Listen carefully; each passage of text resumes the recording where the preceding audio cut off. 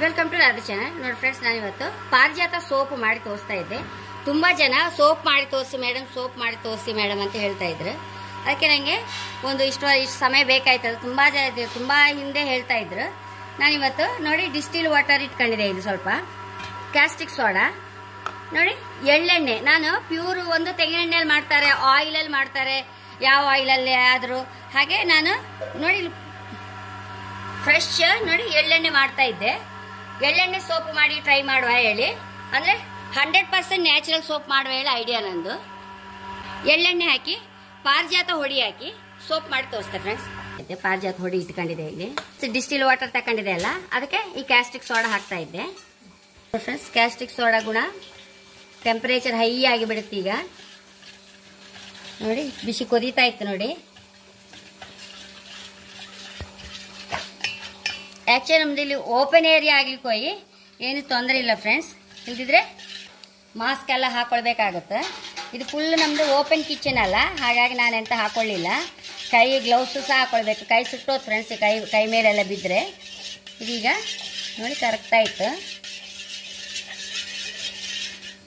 Friends. ಈಗ caustic soda ಕರಗಿ ಆಯಿತು. ಅದು ರೂಮ್ ಟೆಂಪರೇಚರ್ಗೆ ಬರ್ಬೇಕು ಫ್ರೆಂಡ್ಸ್. ಈಗ ನೋಡಿ ನಮ್ಗೆ ಮುಟ್ಟಕ್ಕಾಗೋದು ಅಷ್ಟು ಬಿಸಿ ಆಯ್ತು. ಇದು ರೂಮ್ ಟೆಂಪರೇಚರ್ ಬಂದ ಕೂಡಲೇ ನಾವು ಈ ಎಣ್ಣೆ ಇದಕ್ಕೆ ಹಾಕಬೇಕು. ಅದನ್ನೀಗ ರೂಮ್ ಟೆಂಪರೇಚರ್ ಬರಬೇಕಾದ್ರೆ ಸ್ವಲ್ಪ ಹೊತ್ತು ಹಾಗೆ ಬಿಡುವ, ಅಥವಾ ನಾವು ನೀರೊಳಗಿಟ್ಟು ತಣಿಸ್ಕೊಂಡ್ರೆ ಅಡ್ಡಿಲ್ಲ ಫ್ರೆಂಡ್ಸ್. ನಾನು ಚೂರು ನೀರೊಳಗಿಟ್ಟು ತಣಿಸ್ಕೊಂಡು ಬರ್ತೇನೆ. ಇದನ್ನು ಚೂರು ಪಾರಿಜಾತ ಹೊಡಿ ಹಾಕ್ತಾ ಇದ್ದೆ. ಚೂರು ಪಾರಿಜಾತ ಹೊಡಿ ಹಾಕಂತ ಇದ್ದೆ. ಎಣ್ಣೆ ಹಾಕೊಂಬ ಫ್ರೆಂಡ್ಸ್.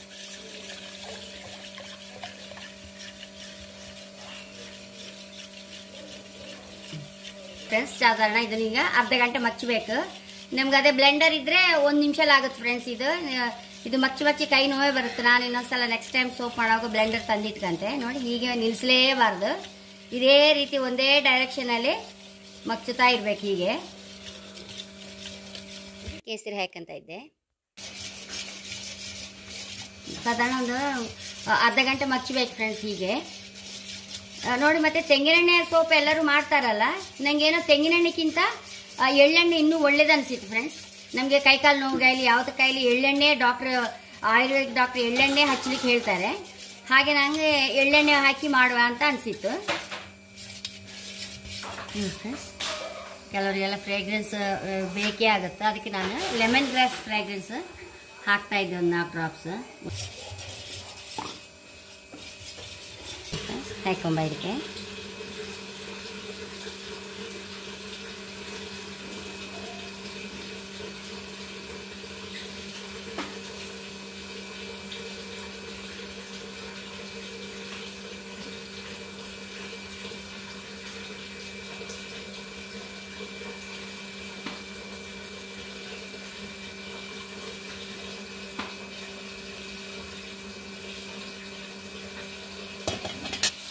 ನಾನು ನಿನ್ನೆ ಎಕ್ಸ್ಪೆರಿಮೆಂಟಿಗೆ ಹೇಳಿ ಬರೀ ಕೋಕೋನಟ್ ಸೋಪ್ ಮಾಡಿದ್ದು. ಇದು ನೋಡಿ ಎಷ್ಟು ಲಾಯ್ಕ್ ಆಗಿದೆ, ಎಷ್ಟು ಒಳ್ಳೆ ನೊರೆ ಸಹ ಬರ್ತಾ ಇತ್ತು. ನೋಡೋ ಹೇಗೋ ಕೋಕೋನಟ್ ಅದೊಂದು ಆಯ್ತಲ್ಲ.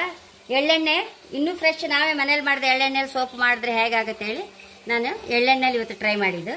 ನೋಡಿ ಇದು ಹೇಗಾಗ್ತದೆ ಹೇಳಿ. ಗಟ್ಟಿ ಆದಮೇಲೆ ಮತ್ತೆ ತೋರಿಸ್ತೆ ಫ್ರೆಂಡ್ಸ್. ನೋಡಿ ಫ್ರೆಂಡ್ಸ್, ನಮ್ಮ ಪಾರಿಜಾತ ಸೋಪ್ ರೆಡಿಯಾಗಿದೆ. ಪಾರಿಜಾತ ಮತ್ತು ಕೇಸರಿ ಹಾಕಿದೆ ಫ್ರೆಂಡ್ಸ್. ನೋಡೋ ತೆಕ್ಕಂಬ.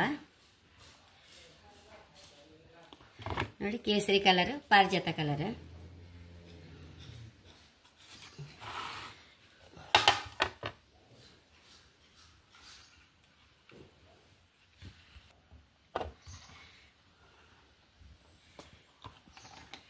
ನೋಡಿ ಫ್ರೆಂಡ್ಸ್, ಪಾರಿಜಾತ ಕಲರ್ ಅಲ್ಲ ಕೇಸರಿ ಕಲರ್ ಎಲ್ಲ ಬಿಟ್ಕೊಂಡು ಕಲರ್ ಒಂದು ಲಾಯ್ಕ್ ಬಂದಿದೆ.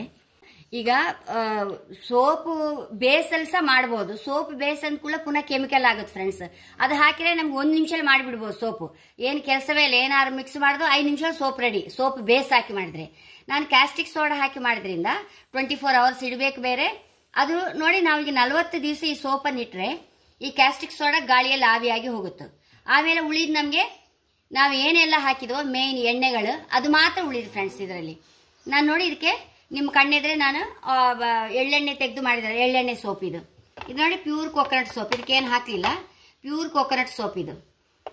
ಒಟ್ಟಾರೆ ನಾವು 40 ದಿವಸ ಈ ಸೋಪನ್ನು ಹಾಗೆ ಇಡಬೇಕು. ನಾನು 40 ದಿವಸದವರೆಗೂ ಯೂಸ್ ಮಾಡೋದಿಲ್ಲ. ಹಾಗೆ 40 ದಿವಸ ಬಿಟ್ಟಿದ ಮೇಲೆ 100% ನ್ಯಾಚುರಲ್ ಸೋಪ್ ಫ್ರೆಂಡ್ಸ್. ಇದು ಖಂಡಿತ ನೀವು ಸಹ ಟ್ರೈ ಮಾಡಿ. ಏನು ಕೆಮಿಕಲ್ ಇಲ್ಲಿರಲ್ಲಿ. 40 ದಿವಸ ಆದ್ಮೇಲೆ ಕ್ಯಾಸ್ಟಿಕ್ ಸೋಡಾ ಗಾಳಿಯಲ್ಲಿ ಆವಿಯಾಗಿ ಹೋದ್ರೆ ಖಾಲಿ ಎಳ್ಳೆಣ್ಣೆ ಮಾತ್ರ ಉಳಿದು ಫ್ರೆಂಡ್ಸ್ ಇದರಲ್ಲಿ. ಹಾಗೆ ಹೇಳಕ್ಕೆ ಇಷ್ಟಪಡ್ತೇನೆ.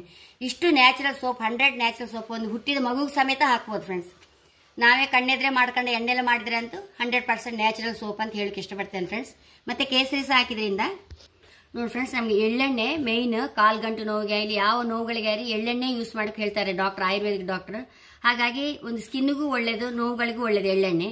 ಹಾಗೆ ಪಾರಿಜಾತ ಹೂ ಸಹ ಹಾಗೆ ಫ್ರೆಂಡ್ಸ್. ಪಾರಿಜಾತ ಹೂ ಒಂದು ದೇವಲೋಕದ ಹೂವೇಳೆ ಪ್ರಸಿದ್ಧ ಅಲ್ಲ ಪಾರಿಜಾತ ಹೂವು. ಹಾಗಾಗಿ ಅದು ನಾವು ಅದನ್ನು ಯೂಸ್ ಮಾಡೋದ್ರಿಂದ ನಮ್ಮ ಸ್ಕಿನ್ನಿಗೂ ಒಳ್ಳೇದು. ನನ್ನ ಪ್ರಾಡಕ್ಟಲ್ಲೆಲ್ಲ ಸಹ ನಾನು ಪಾರಿಜಾತ ಹೂ ಹಾಕ್ತೇನೆ, ಶಾಂಪುಗಾಗಲಿ ಆಯಿಲಿಗಾಗಲಿ ಎಲ್ಲದಕ್ಕೂ ಹಾಕ್ತೇನೆ ಫ್ರೆಂಡ್ಸ್. ನಮಗೆಲ್ಲ ಅದರಿಂದ ಪ್ರಯೋಜನಗಳಷ್ಟು ಲಾಯ್ಕ್ ಆಗ್ತಾ ಉಂಟು. ಸ್ಕಿನ್ನಿಗೂ ಒಳ್ಳೇದು, ಅದು ಸಹ ಪಾರಿಜಾತ ಹೂ ಸಹ ನೋವುಗಳಿಗೆಲ್ಲ ಒಳ್ಳೇದು ಹೇಳ್ತಾರೆ. ಎಲೆಗಳ ಕಷಾಯ ಸಹ ಒಳ್ಳೇದು. ಹಾಗೆ ಪಾರಿಜಾತ ಹೂವು ನೋವಿಗೂ ಒಳ್ಳೇದು ಅಂತ ಆದ್ಮೇಲೆ ಎಳ್ಳೆಣ್ಣೆ ಸಹ ಅದೇ ಪ್ರಯೋಜನ. ಎರಡು ಒಟ್ಟು ಸೇಕಿ ಆ ಸೋಪ್ ಹಾಕಿದ್ರಿಂದ ನಮ್ಮ ಸ್ಕಿನ್ ಒಳ್ಳೇದಾಗ್ಬೋದು, ಒಳ್ಳೆ ಶೈನಿಂಗ್ ಬಂದು ಒಳ್ಳೆ ಲಾಯ್ಕ್ ಆಗುತ್ತೆ. ಕಾಲು ನೋವು ಮೇಕೆ ನೋವಿಗೆ ಸಹ ಒಳ್ಳೇದಾಗುತ್ತೆ ಫ್ರೆಂಡ್ಸ್. ಪಿಗ್ಮೆಂಟೇಷನ್ಗೆ ಸಹ ಒಳ್ಳೇದು ಪಾರಿಜಾತ ಹೂವು. ಹಾಗೆ ಆ ಪ್ರಯೋಜನದಿಂದ ನಾನು ಎಳ್ಳೆಣ್ಣೆ ಮತ್ತೆ ಪಾರಿಜಾತ ಹೂ ಮಿಕ್ಸ್ ಮಾಡಿದೆ. ಇದು ಪ್ಯೂರ್ ಕೋಕೋನಟ್ ಸೋಪ್ ಫ್ರೆಂಡ್ಸ್. ಇದು ನೋಡಿ ಕಲರ್ ಸಹ ಕೇಸರಿ ಹಾಕಿದ್ರಿಂದ ಕಲರ್ ಸಹ ಬಿಟ್ಕೊಂಡಿದೆ ನೋಡಿ, ಅದರದ್ದು ಎಷ್ಟು ಲಾಯ್ಕ್ ಬಂದಿದೆ. ಪರಿಮಳಕ್ಕೆ ಮಾತ್ರ ನಾನು ಏನು ಇನ್ನೂ ಹಾಕಲಿಲ್ಲ ಫ್ರೆಂಡ್ಸ್, ಅದೆಲ್ಲ ಇನ್ನು ತಗೊಳ್ಬೇಕಷ್ಟೇ. ನಾನು ಈಗ ಒಟ್ಟು ಸ್ಯಾಂಪಲ್ಗೆ ಮಾಡಿದ್ದು ಅಂತೂ 40 ದಿವಸದ ಮೇಲೆ ನಾನು ಯೂಸ್ ಮಾಡೋದು. ಇನ್ನು ನೆಕ್ಸ್ಟ್ ಫ್ರೇಗ್ರೆನ್ಸ್ ಇದು ಆಯಿಲ್ ಯಾವುದಂತ ಒಳ್ಳೇದು ನೋಡಿ ಅದನ್ನು ತಗೊಂಡು ಹಾಕಿದ ಮೇಲೆ ಮತ್ತೆ ನೋಡುವ ಫ್ರೆಂಡ್ಸ್ ಎಂತ ಅಂತೇಳಿ. ಹಾಗೆ ನನ್ನ ಚಾನಲ್ ಇಷ್ಟ ಆದರೆ ಸಬ್ಸ್ಕ್ರೈಬ್ ಮಾಡಿ, ಲೈಕ್ ಮಾಡಿ, ಕಾಮೆಂಟ್ ಮಾಡೋದಂತೂ ಮರಿಲೇಬೇಡಿ. Thank you.